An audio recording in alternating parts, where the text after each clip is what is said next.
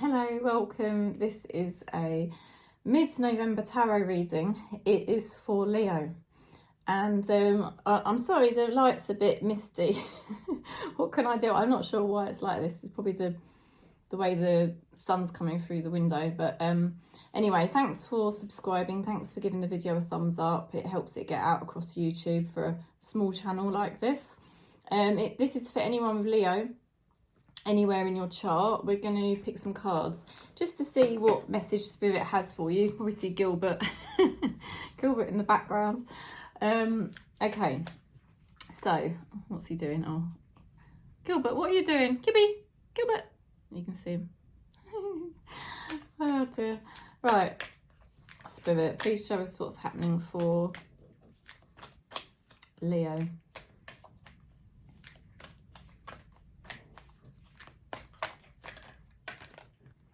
Okay, you got the trick or treating card. We are here, and that means Spirit. Spirit is very close to you at the moment, helping you work through the changes, the things that you are evolving into. And obviously we just had Halloween, where the veil is thinner between this world and the unmanifest spirit realm.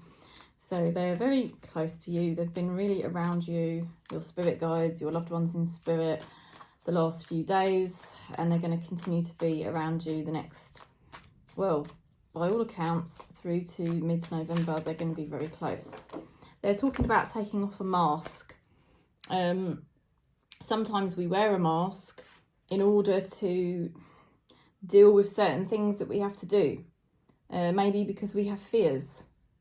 And with this card, we finally take the mask off and we realise, actually, we don't need it anymore. We don't need to wear a mask. We don't have to try to be anything that we are not, okay? That's the ego telling us that we have to still keep doing certain things.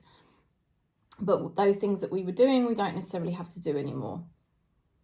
And that's what's going to be happening as you move through to mid-November, realising the things that you don't have to do anymore, and also realising maybe parts of yourself that you don't have to be anymore, you know, and Spirit is very close to you, supporting you in this process of evolvement. We'll go a bit deeper.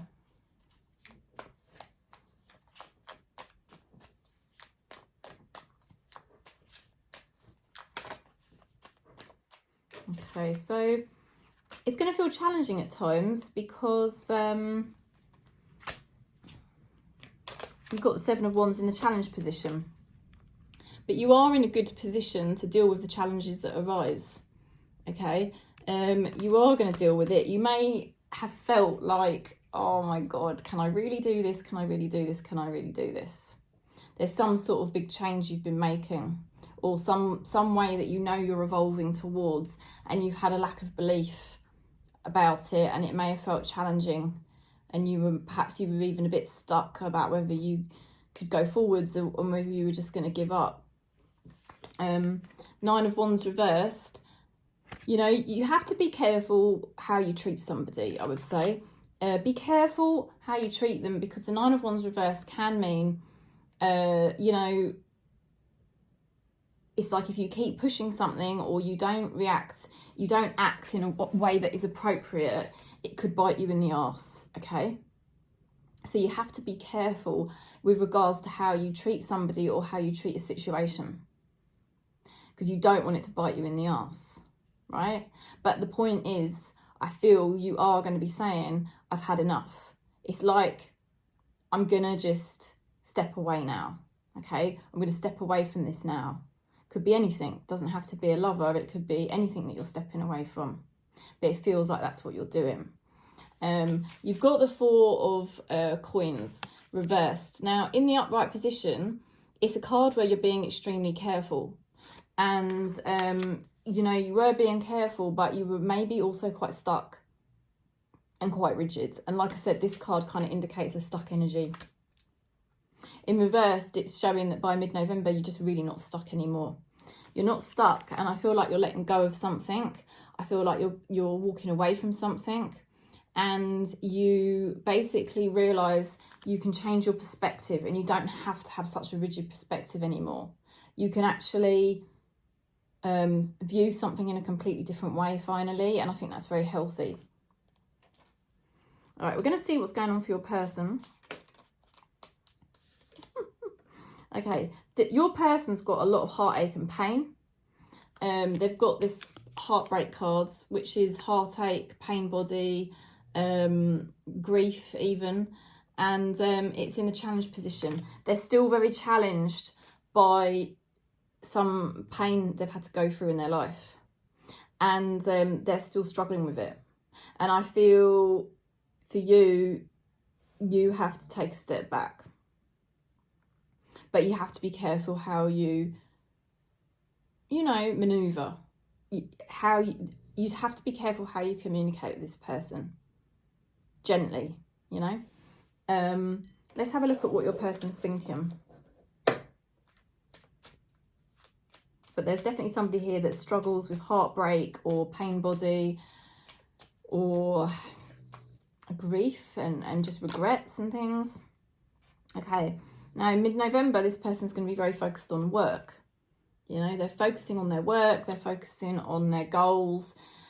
That's probably a good thing for this person, but obviously it may mean they're not really concentrating on their emotions or kind of evolving in that type of way. It's just the way they're going about things, really. Let's have a look at what your spirit guides are supporting you with, Leo.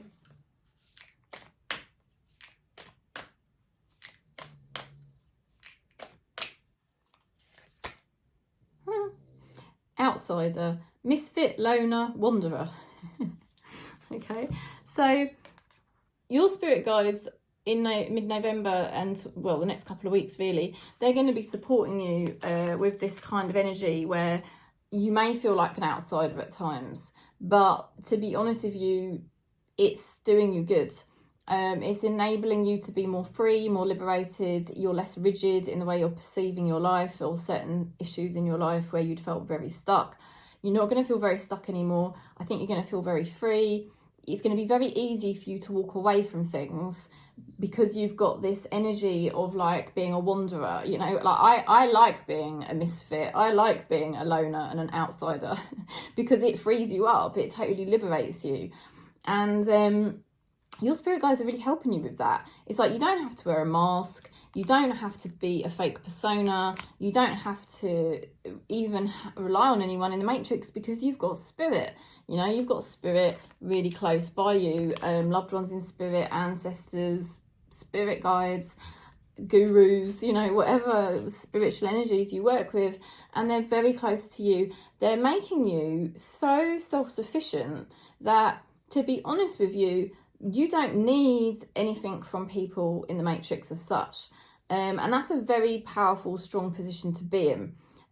But you are still going to be careful, I think, and gentle with how you do communicate with people. And any situation that you will be walking away from, because it does look like you're going to be walking away from something and certainly changing the way you deal with something or someone, gentle in your approach of how you communicate. And your person, to be honest with you, there's somebody here that's still quite stuck, and their way of dealing with it continually the next sort of couple of weeks is still going to be to focus on their work, and that's kind of what they're going to be doing. So that's the message. Thanks for subscribing. Thanks for giving the video a thumbs up. And if you'd like to book in for reading, do contact me. Sending you lots of love, lots of peace.